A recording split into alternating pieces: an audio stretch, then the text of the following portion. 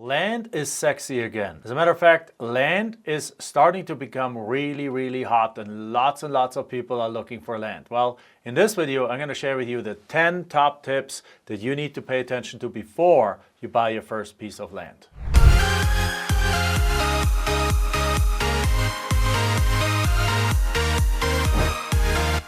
Land is a different asset class than anything else. When you buy a house, you actually go with a realtor and they walk you through all those kind of different things. When you buy a piece of land, it's usually buyer beware. So before you buy your first piece of land, make sure that you go through these 10 tips and you actually write them down and you follow them before you actually get committed to your first piece of land or your next piece of land. Because in land, you can make some mistakes that will cost you a lot, but you can also, if you follow those 10 steps, you can make sure that you get the best piece of land available at the best price with the most profit potential possible. All right, let's jump right into it. The first criteria that you need to pay attention before you put a piece of land under contract is obviously the exact same one that is for houses, which is location, location, location. So just like for houses, you want to pay attention to what school district is it in if it's a residential piece of land. Because guess what? If it's in a great school district, somebody's going to buy it faster and build a beautiful home on there because they want their kids to go to that school district. Also, where's the next grocery store? How far are any other amenities away from it? Where's water and sewer? And those kind of things are important absolutely to know on a piece of land. Am I going to have additional expenses to bring that in, or is it right there already? You want to look at what location is it in compared to other things, like is it right next to the airport? That's perhaps a negative with the noise and so on, etc., etc., etc. So location is one of the most important things to consider always. The second criteria you want to look for is research the use of the property. What can you do it for? And right there you got to jump into the zoning, but not just the zoning on whether a property is residential or commercial. Just go into the more detail of the zoning, like for example, is it residential single family? Is it residential, can I only put one house on there per lot? Can I put 4 units up there? Is it residential multifamily? Which way is it and how many units can I put on that property? Because that obviously impacts the resale value of the property dramatically. The next part is you want to look at what utilities are there already. Is the property already entitled? Is it a lot that has where the city stopped bringing in the water and sewer like 100 feet away from it? And therefore, now you have to bring it in at your own expense, and that is very, very expensive. Just think about it, digging up the streets, putting piping in, putting all those things in. It can cost tens of thousands of dollars to bring that in 100 feet. Or did the city already do it, and right at the property line, you have water, you have sewer, you have electricity, you have underground, all these kind of things, and you're ready to just simply pull a building permit and put a house on there. Those things make a huge difference in what you want to pay for the property, and sometimes if you don't pay attention to that, you're stuck with a surprise that you don't want when you buy that property. Number 4 is an obvious one. What's your budget? If you want to buy something for $100,000, well then Beverly Hills is probably not the place for you to buy.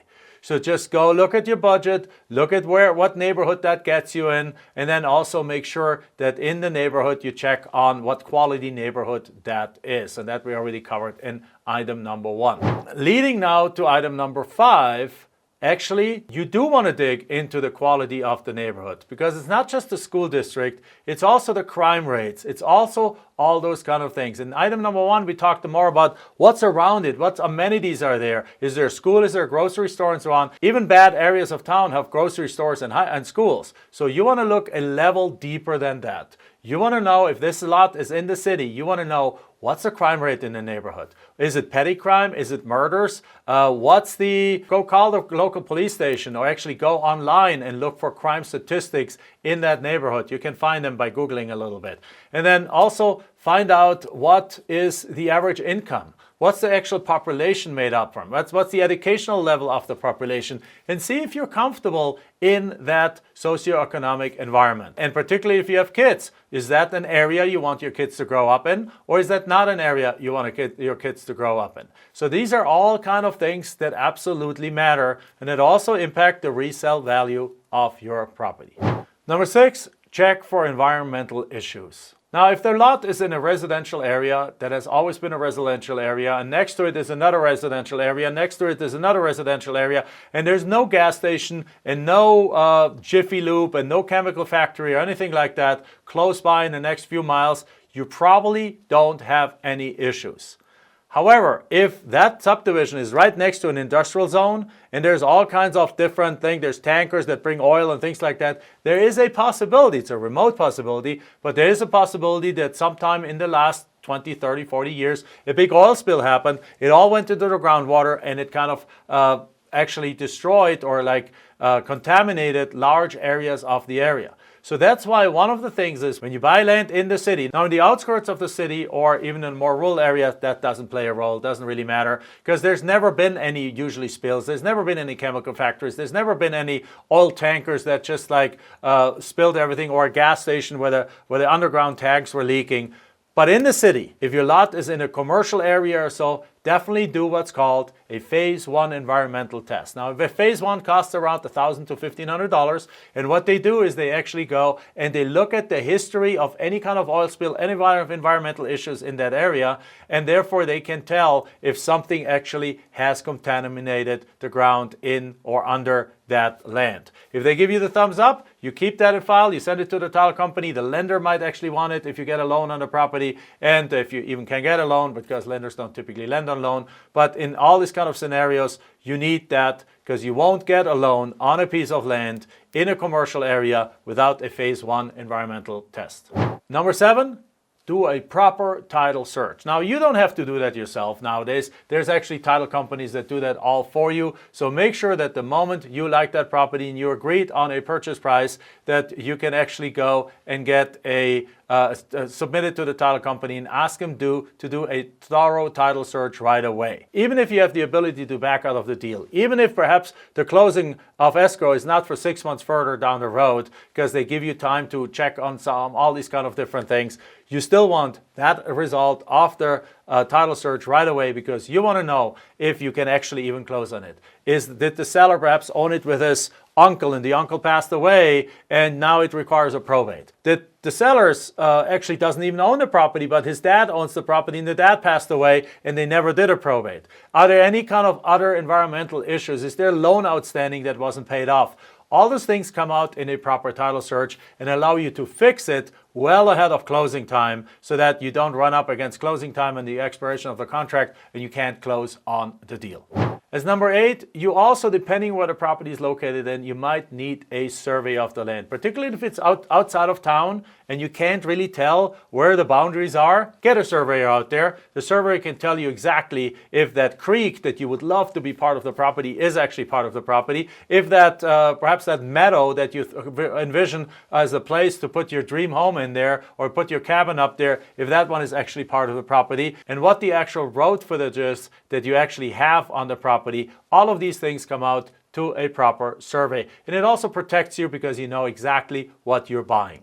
Number 9, make sure you have plenty of abilities to back out of the contract. I can't tell you how many times we have done land deals where halfway through the closing process we all of a sudden discovered that there was a title issue that we couldn't solve and we were able to back out. Or we discovered that perhaps the land has an area in it that was swampy and that reduced the value of the land dramatically. Or we discovered that that road we saw going to the property is actually not a legal road. It's just something that the kids have used with their dirt bikes or something for a while, and it looks like, or with their 4x4s, and it looks like it's a proper road, but it's actually not, and you would need to go to a process of getting an easement and things like that. And it all can become a nightmare in some cases if you don't have the ability to back out of a contract. We also found areas where, through the research that I just mentioned, we found out that the areas that the county on a quarter-acre lot with houses all around, that the county had changed the zoning rules and changed it that now you need to have half an acre to build on it,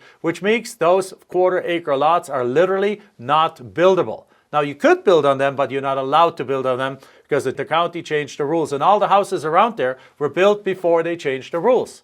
So by just looking at the map, it looks like house, empty lot, great, let me buy this and get me put a house on there. But then upon further research, you find out that you actually need twice the size of a lot to put a house on there. Well, guess if that happens, you got to have a way to back out of that deal. So make sure you build out an automatic way to get out. You build in also a financing contingency that says if you can't get financing for the lot, you can get out, which usually you don't get financing anyway. So right there is a way to get out. Or you can add additional kind of provisions that allow you to back out anytime for any reason. As a matter of fact, that's what we have in our contract. So if you would like to get a copy of our contract, make sure you watch this to the very end because we only have one more criteria left.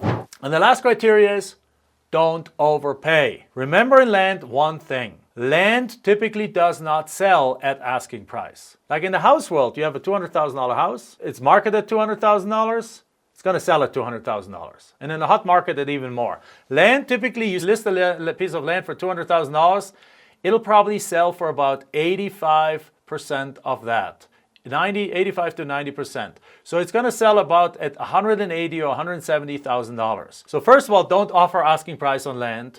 Instead, always offer less. And then in addition, if you see that the land has been on the market for a long time, don't be afraid of making a 40, 30, or 50% of market value offer. You will be surprised by how many people actually accept it. Or don't be surprised to make a creative financing offer. What if you tell them, you know what? I'm going to offer you $200,000 for that piece of land, if that's a development piece of land, but under the contingency that we close a year from now, and only if I can get the city to give me a letter of support that allows me to actually go build a bunch of townhomes on it. So now you have the way to back out of that deal. You're not locked in. You go to work. You get the city to agree that they will allow you to put 20 townhomes on there. And now you buy the property and you sell it to somebody else with those plans for $500,000, make a $300,000 profit. But bottom line is you did not overpay for the land. Ideally, combine all these things, get your provisions to back out, get a provision that you can buy the properties at a lower price, get a good deal, do the proper research, and you'll have an absolute best deal. If you want to know how to actually get these deals under contract, if you want to actually get your hands on the exact contract that we use for all our land deals that allows you to back out of the deal anytime for any reason, that actually doesn't even include an earnest money deposit, so you'll never lose any money, then simply go to freelandcontract.com where you can download the exact contract that I use in my business 100% for free. See you at the next video.